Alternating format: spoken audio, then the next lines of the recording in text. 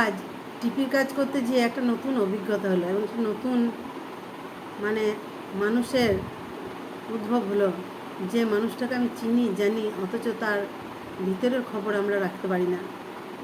যাই হোক, আমরা যখন ডিপির কাজ করতে যাই সেই মানুষটি কিন্তু এত যাজন করেছে, এত দীক্ষা দিয়েছে, তাকে দরকারই পড়ে।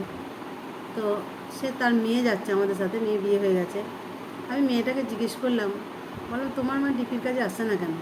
বিকালটা তো বাড়িতেই থাকে, কাজ তো কিছু নেই। তা বললো যে আমার মা রুটি বাড়িতে রান্নার কাজ ধরেছে, তাই জন্য আমার মা আসতে পারে না।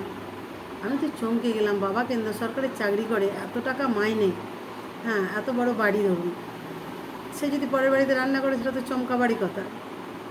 তো আমি অবাক হয়ে জিজ্ঞাসাও করতে পারছি না, তবু আমি সাহস করে বলেই ফেললাম যে তোমার মা রান্না কেন করতে যায়, তোমার বাবা তো চাকরি করে, এত টাকা মাইনে।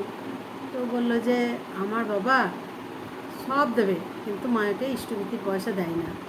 তা মায়ের ইষ্টভৃতি, অনেক টাকা ইষ্টভৃতি করে, সেই ইষ্টভৃতির পয়সা সে নিজেই ইনকাম করে দিতে চায়। বাবা যখন দেবে না তখন মা ঠিক করেছে যে আমি দুটো বাড়ি রান্না ধরলে আমি ঠাকুরের পয়সাটা আমি যোগান দিতে পারবো, সেই জন্যে সে মা করে। আমার তো বাবা নিষেধ করবো যে না, তা নিষেধ করে না।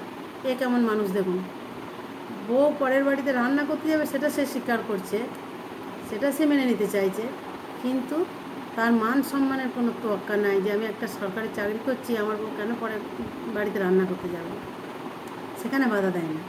তো পৃথিবীতে কত রকমের মানুষ আছে, যা কারো মনের ভিতরে তো ঢোকা যায় না আর বলাও যায় না।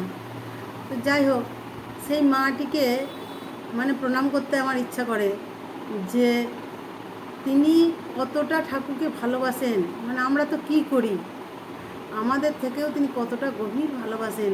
তাই জন্য তিনি সব কিছু মায়া ত্যাগ করেও তিনি ঠাকুরের জন্য পরের বাড়িতে রান্না করতে যান, মান সম্মানকে ভয় করেন না বা কোনো কিছুকে তোয়াক্কা না করেন। সেই মান্থলি যে ইষ্টভৃতির পয়সা সেটা পাঠিয়ে তবে তিনি যা কিছু করেন। তো অবাক কাণ্ড, এরকম কি হয় আদৌ যে আমি আমার ঠাকুরের জন্য আমি অন্যের কাজ ধরবো, অন্যের বাড়িতে রান্না করবো বা কাজ করবো করে সেই পয়সা আমি ঠাকুরকে দেবো? মানে কতটা ইষ্টপ্রাণ। এবং সেই মাটি সত্যিই ভালো, এবং তার কথাবার্তা চাল চলন একদম ঠাকুরের মানুষের যেমন হওয়া উচিত তেমনি হয়। তার কোনো মানে অহংকার নাই, কোনো কিছু যে আমার স্বামী চাকরি করে যে একটা ডাঁট দেখায় মানুষের, বা ভাবেনি যে আমি কী না এমন, কিন্তু কিচ্ছু নয়। আপনি দেখলে বুঝতে পারবেন যে সেই মানুষটি কত মাটির মানুষ, মাটির সংস্পর্শেই থাকে তারা, এবং সবাইকে নিয়ে চলার চেষ্টা করে।